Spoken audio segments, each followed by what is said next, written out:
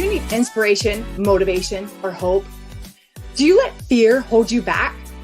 Sometimes you feel lost or just stuck in your own thoughts, and you want a clear path to give you results. Then, my friend, you are in the right place. My name is Rachel Best, and I am your host of How to Make a Mark in the World, Finding Your Signature. Go ahead and grab a pen and paper because you're going to want to take notes. Oh my goodness. Hello, friends. We are back for another Monday, another podcast of How to Make a Mark in the World. And today we have an amazing guest. I got the opportunity to meet Ann at a speaking competition a little over a year ago. Like, I can't believe it. It just goes so fast. I know. And I'm gonna get us live real quick, but we were able to we connected, and we just, like, again, we just had that instant connection, and we just became friends, and we've stayed in touch, and we have had so many different conversations, and just good solid conversations. And so I absolutely love Ann, and I asked her, she has a amazing story and how she uses her life to create the things that she's creating right now. So I'm going to let her, though, introduce herself and say who she is and how she is leaving a mark in the world. Go ahead, Ann. Thank you, Rachel. Yes, Rachel, you are awesome, and Aww. I'm so happy that we met. I still can't believe it was over a year ago, though. I know, it goes so fast. It does. But yes, so happy we met, and happy to be here today and share my story with your audience. My name's Ann C.K. Nickell. I am the story shepherd. I am an award-winning author. I'm a motivational speaker, podcast host myself, and I'm also, I'm in real estate too. That's kind of my other job. And of course, I'm a coach helping other women. And I got started with that years ago after my divorce. And I knew then I wanted to find a way to help other women, but I wasn't quite sure how to do that or where to get started. Life over, on my own for the first time in over 20 years. So I was working on that too, and had bought my cute little home, my very own home, for the first time by myself, starting life over, met someone new. Things were going great. I was working on all of this when I almost died and nearly lost my leg due to just an allergic reaction to an antibiotic. So complete medical fluke. The allergic reaction filled my body with blood clots, and I had to have emergency surgery. And thankfully, Lord saved me. My first miracle, I made it through the surgery. And when I woke, the surgeon told me first I was lucky to be alive. And of course, I told him, I was blessed to be alive. But then he told me what had happened with my leg, that during surgery, my right leg had gone back to normal, but my left leg had developed compartment syndrome, which means that it had gotten so swollen from the pressure of the blood clots that it almost burst. So he had to cut my left leg open on either side to relieve the pressure to try to save it. He told me all of this, then to say, but what I did didn't work, and we are preparing to amputate. And that's what I woke up to. Thankfully, once again, God, they waited for 2 days because of what my body had already been through. And so in those 2 days, I prayed, I thanked God for my life, and I asked him for one more miracle. And on the third day, my leg and foot came back to life. God gave me my second miracle.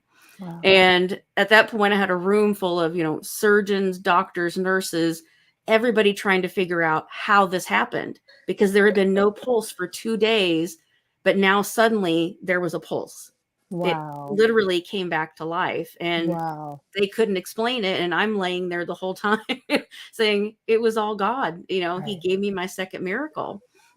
And so after that, I really started diving into how can I use this story, this testimony, to help others And that's when I started life coaching. I became a certified life coach and just started reaching out, then got into the speaking where I met you because I was looking for those ways where I could get out and share my story and find that way to help other women. Hmm. And so that's how I'm now making my mark in the world, is by helping other women where I can, through my speaking, through my coaching, through my podcast that I now have, through my writing, workshops, just anything I can think of to get myself out there to help other women. Yeah. I've heard your story so many times, but every time it hits me every time, because like just because God God is a God of miracles and he is healing, and you're such a testimony. So like it inspires me every time I hear your story. It inspires me that God is still doing miracles. And when we have that faith and that trust and that belief that he can heal us, and he, like you said, like your leg had no pulse for it was dead. Like, and he brought it back to life. Like it just reminds me of, all the stories in the Bible of things like that, right? Yeah. And that you're a real person that I know, and that God has done such a miracle in your life. So it always just hits me in the feels whenever I hear it, and I'm just like, praise Jesus. And and Yes. it's crazy when people, doctors especially, because they're Christian doctors, but like I feel like sometimes they lose that touch, right? Because they're doctors, Yep. and they're like, well, what the world? I can't. It's unexplainable. Like they don't understand. We understand. We're like, it's God. Like it's God. Yeah. God did this. And so I know some of our conversations, you've talked about how you walked through that process, because they said you were never going to walk again, right? Oh yeah. Yeah, that was after I got my second miracle. Mm-hmm. The surgeon then came to the side of my bed and said to me, "You get to keep your leg, but you might have been better off with a prosthetic." And I said, "What?" And then he told me, well, because of the nerve damage with, having to cut your leg open, because the wounds were huge. I've had friends who almost passed out, either seeing the pictures. I mean, they were that bad. And so they were cut so deep that it cut through nerves, ligaments, everything. Was that And pain? Did you so, feel that? Was that painful? well, I still didn't have feeling. Okay. Yeah, I actually kind of skipped that part. The reason I went back into the hospital with this taking the antibiotic was that it caused me to lose feeling in both legs from the knees down, and I couldn't walk. And that's when I ended up in the emergency surgery. Well, the right leg, of course, went back to normal. I could feel, but I still had no feeling in the left leg. And so it actually was a blessing in the beginning, because I couldn't feel all of that. Starting out, I did feel it later, but in the beginning, I couldn't feel it. But I could see it, and I saw how bad it was. And so he told me, because of this nerve damage, we don't know if or when you will walk again. And you're probably going to be a gimp the rest of your life. That's what he told me. And, but I'm laying there thinking, I just received 2 miracles. God blessed me. So who's to say I can't do this? But he went on to give me, this list of, this grim prognoses of, you probably won't walk again, or at least if you do, you'll be a gimp. You won't walk right. The 2 wounds are so huge that it's going to take plastic surgery, skin graft plastic surgery, to heal the wounds. They will not heal on their own. What else? Oh, and we don't know if or when the feeling will come back, because we don't understand nerve damage. And so, and if you don't get feeling back by the 12-month mark, don't ever expect to get your feeling back. So this is what he left me with. Wow. And so, yeah. And so over the next 18 months was a long recovery process. The wounds did start to heal, and I started wound care therapy. I had to become basically a nurse. I had to learn how to change dressings on my own wounds, and had to do it in the beginning. Sometimes it was 6-7 times a day. Wow. And then, yeah, as they started to heal, of course, then it became less and less frequent. But yeah, I had to learn how to do all of that. Then at the 2-month mark, I finally got feeling back down to my ankle. So I finally had that feeling back. I finally had that little bit of movement. But because it had taken so long, my ankle had atrophied. So when I started physical therapy, they looked everything over, they went through with me, okay, this is what we can do. And then I told them I had an event that I wanted to walk into, even with a cane. I wanted to walk into that event, and that was within 6 weeks. And they looked at me like I was nuts.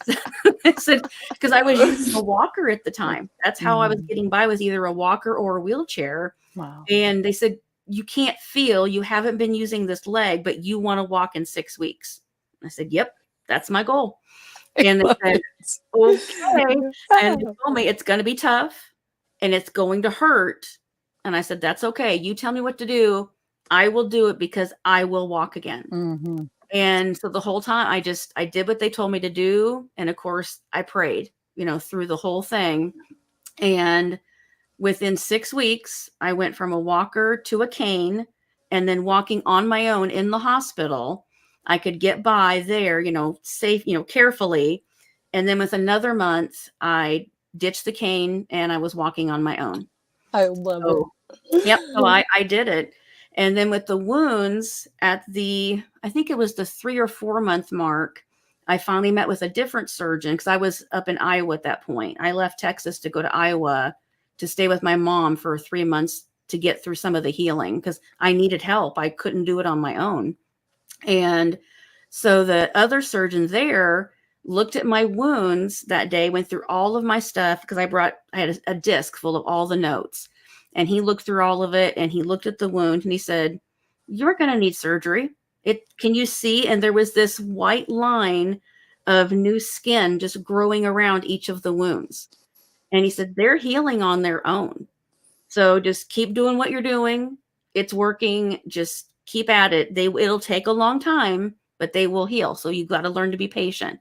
And that's one of the main things I learned through all of it, was patience, because it took 7 months of wound care, but the wounds finally healed on their own. No more surgery. And then the feeling continued to come back. And I had almost full feeling at the 12-month mark, but didn't have it all back. But I learned how to walk without feeling and just continued to work on it. But at that point, they told me the rest of what's, left, you won't get it back. Well, at the 18-month mark, I got full feeling back. So I beat every single grim prognosis they gave me. And, God, it's all God. Yep. Oh my gosh. I just love your story. And I want you to share, because I know we've had these conversations too, about the power of imagination. Like, God gave us an imagination, and how you use the power of your mind with God, because again, he tells us these things, right? So like, I want you to share with us how you envisioned yourself, because I love this part of your story too, of how you envisioned yourself doing these things. So go ahead and share that part of your story. Oh yeah, that started in the very beginning, in those first 2 days. Along with the praying, I kept visualizing. And because I know some people who are Christian don't believe in the law of attraction, I believe it sort of goes with it, in addition to it. And because really the big part of the law of attraction is what you put out into the universe is what you get back. Well, for me, that goes along with things in the Bible, because you're supposed to spread goodness in the world, and in return, you get that back. So for me, it sort of all combines together. And so I had learned about it not long before the divorce, which helped me get through that. And then I continued through this incident.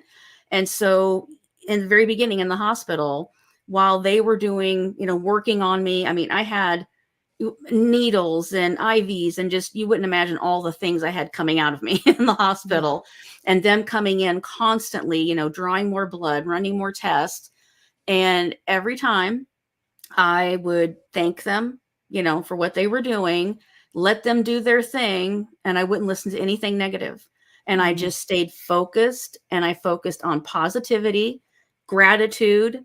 And then I just visualized, and I pictured myself in the future, back to normal, all body parts intact. And I don't know why this particular image kept popping into my head, but I kept picturing the beautiful park where on the first day I met Mario, my boyfriend, and where he took me that first date. And I just imagined walking through that park. It's a beautiful park. Maybe that's why it, stuck in my mind. But, the beautiful trees, the river. And I just kept visualizing walking through that park by the river with him. And with, but walking, both legs, everything fine, back to normal. And then on that third day, they told me your leg it's going to live, it is alive and you get to keep your leg.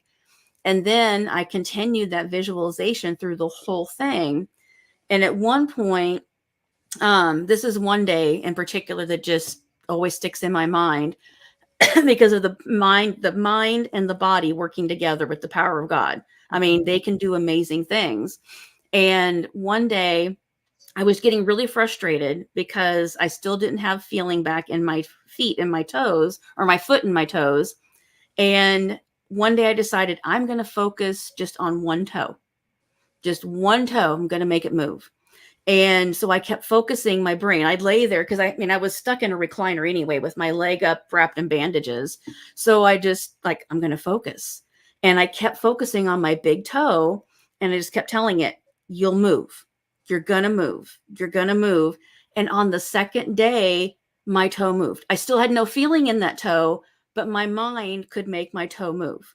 And it sounds weird to some people, but I got so excited about it. I took a video of it. I'm sending it out to all my friends and family. I'm like, my toe moved. My brain made my toe move. It's got power.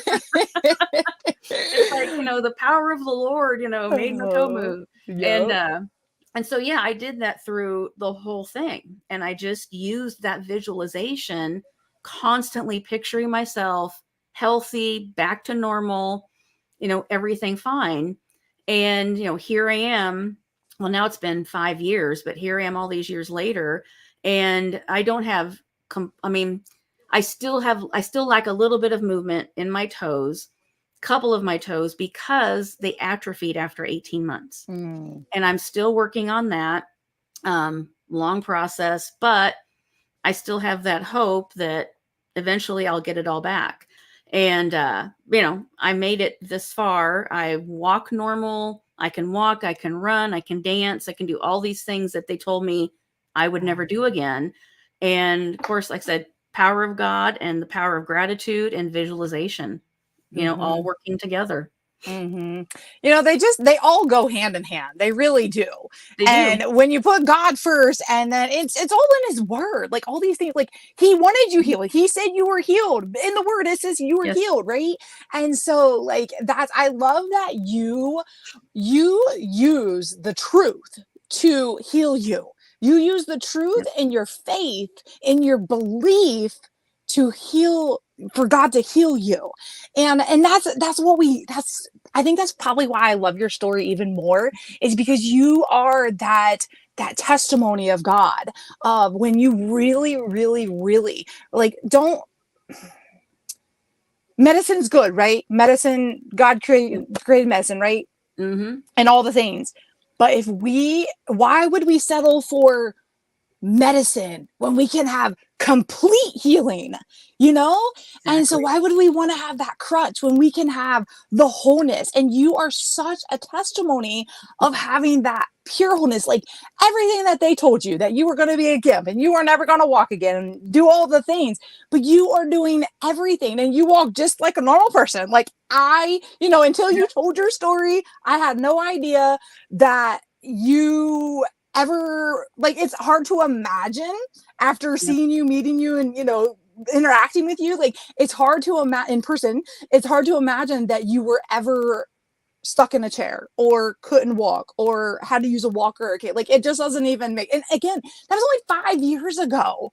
Yeah, and it's just mind blowing. I absolutely love it. And also, I wanted to also share.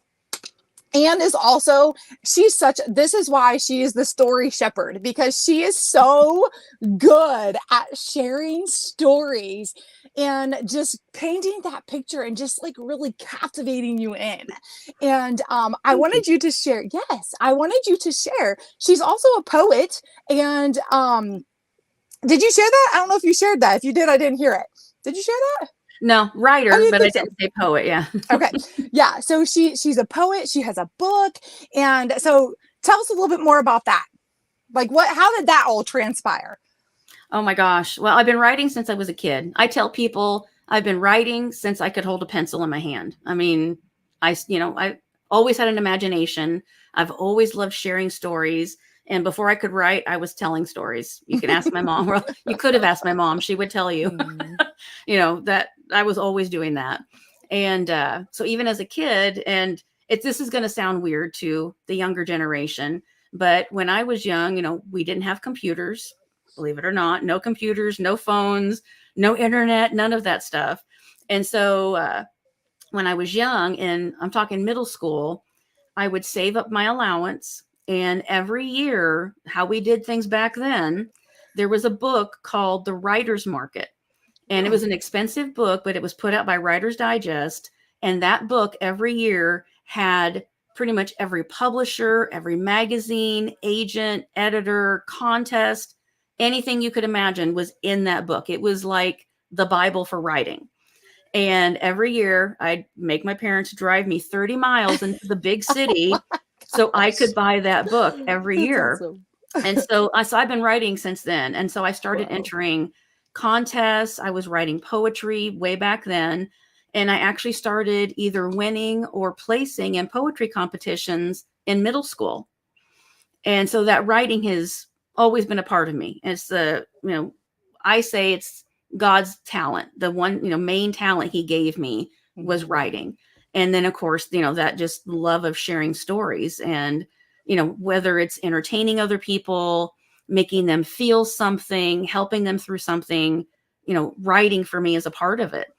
But as a lot of us do in life, things, get in the way, as life gets in the way. It's life, but sometimes we don't live it the way we should, I guess, or we live it as we think we have to.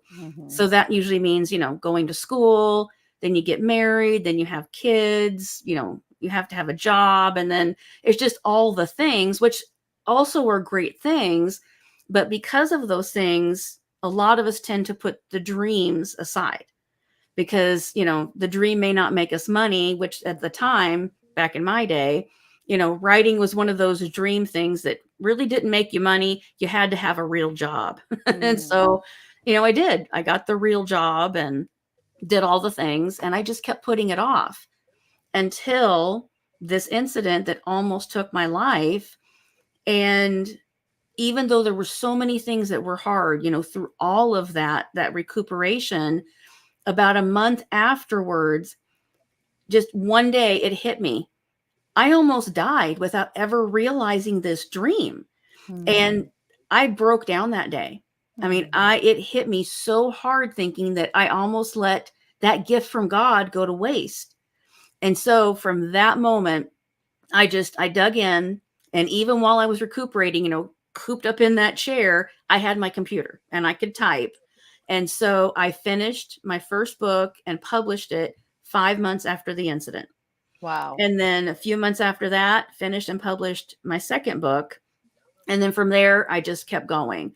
And because of the life coaching and wanting to help other women, I then started creating journals and planners and, gift books and just different things that I thought people could use in their own lives. And then finally, last year, I completed my poetry book. And once again, going along with the life coaching and everything I had learned, I decided to combine it with journaling and with adult coloring. And so for every poem, there is a page that goes with it for coloring and for journaling, because I wanted to give people the chance to, read the poems, let them sink in and then be able to write about how they make you feel. And then you can color, because adult coloring also helps people with memory. It helps them with anxiety, with depression. There's so many things that these 3 things together can help a person with their mental wellness.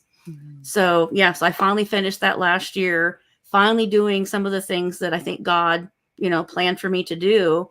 And so that would be one message. That is a message I try to give to others. If you have a dream like that, if you feel like you have a God-given talent, find a way to use it. Realize that dream, accomplish those goals. You can still do the other stuff because of the incident. I was left with over $100,000 in medical bills. Wow. Yeah. I mean, it was bad. So of course I knew I had to keep, my job. Thankfully, I work in real estate and I work on the backside helping other agents with their businesses. And I was able to do that from home. Thankfully, it was another thing that saved me. And I knew I had to continue getting clients and keep working that business, which I also love real estate. So thankfully, I'm doing something I love. Thank goodness. But I still made a way to include my, the talent God gave me and the passion I have for writing. And so now I combine it all together. And now I'm actually even working on a book idea, a series that's real estate based. So nice. So I'm finally using my passion along with my purpose and putting it all together. And so when I talk to other women, especially, because a lot of times that happens with women because, we're the wives, we're the moms, and there's so many more things that we have to do in that whole family unit, and men do too. But really a lot of that, it goes on the mom and the wife to handle all those things. And we tend to be the ones who put our dreams aside. And so, my message, a lot of it has been, don't do that anymore. Don't put your dreams aside. Don't put aside your passion and your purpose. Find a way to make it work with being a mom, being a wife, being a career woman, whatever it is, make it work. Because, I almost got to the end of my life with that regret. And, now I know I won't have to. When I do get to the end of my life now, I'm not going to have those regrets. And I don't want anyone else to ever have to live with that regret or die with that regret. We shouldn't have to. Yeah, that's so good. I'm so glad you shared that because it's so true. I say the same thing. Like, it's that what you just said is so good. And your book is, I love that. It's there's nothing like that, right? Like I've never heard of anything like that. So it's so unique. And I titled it Expressions for that reason, because it's my expressions of, my poetry, my work, but I wanted to give others who read it a chance to express themselves through the poetry and the coloring and the journaling, use that as, a part of your life. Yeah. I love it. So that book, I still don't have that book. I don't have your book. I need to get your book. Yes, and I need to autograph it for you. Yes. So what kind of audience is it geared towards? Is it for anybody or anybody? Like even like if I wanted to read it with my son, or is it like above his level? Really? No, I think there may be some poems that maybe, a lot of my poems are they're different. I have free verse, I have a lot of rhyming, and, some of it is very straightforward. Some of it is, from dreams and, imaginations and things like that, for younger kids, you may have to say, you may have to explain it, but there's nothing in it that kids can't read. Let me put it that way. I'm not one to go into bad language and things like that. So it's anything. I mean, there are a couple of poems I do deal with all different moods and emotions. And so there are things in there. I lost a friend to suicide. And so I did write a poem in relation to that. I've written poems in, relation to grief, trauma, things like that, loss, but then there's also poems in there about joy and about happiness and about overcoming. And that's what I tried to do with it too. I sort of take the reader on kind of a roller coaster. Okay. So it goes from, there might be something that goes from happy to goes a little down, and then maybe, something where you're dealing with, something sad, but then I bring you back up with the next few poems. So it Oh, I sort love of takes it. this person on a roller coaster ride of emotions. Nice. But I did that for that reason, showing that that's how life is. And, we may get down at some points like I did, but then, as long as you have that faith and you believe, in God and in yourself, because there's faith. It's not just in God. You have to have faith in yourself too, that you can do anything that, life throws at you. And so that's what I took them through with, how I wrote out the poems, the order kind of puts you through that. So, but I think anybody can get something out of it. I hope. Okay. Yeah. Well, and I really love, first of all, how can I get it? And how can other people get your book? You can find it on Amazon under the title Expressions and Ann C.K. Nickell, or you can also find the link on my site, which is anncnickell.com. So very simple to remember. And I've got a section for a tab on my site for my books and journals and planners and anything you may want to find. Nice. Yeah. And I have two things to say that. One, I think that Maverick might, because he loves to like be fidgeting with things while he's learning. Like he learns better if he's doing something. And so like that's one thing I like about your poem is that they can, I can be reading it to him and he can, be, expressing himself, right? Yeah. And so I love the concept. So I need to get your book signed if I can. Yes. And then also, oh my gosh, what was the other thing? There was two things that I wanted to say. Oh, I just saw that you've created over 2,000 different designs things. on Canva. Yeah. Yes. Yeah. I do that too. Well, for myself, for my business, but also in my real estate business. Okay. Yeah. I do a lot of creating and have learned that in Canva.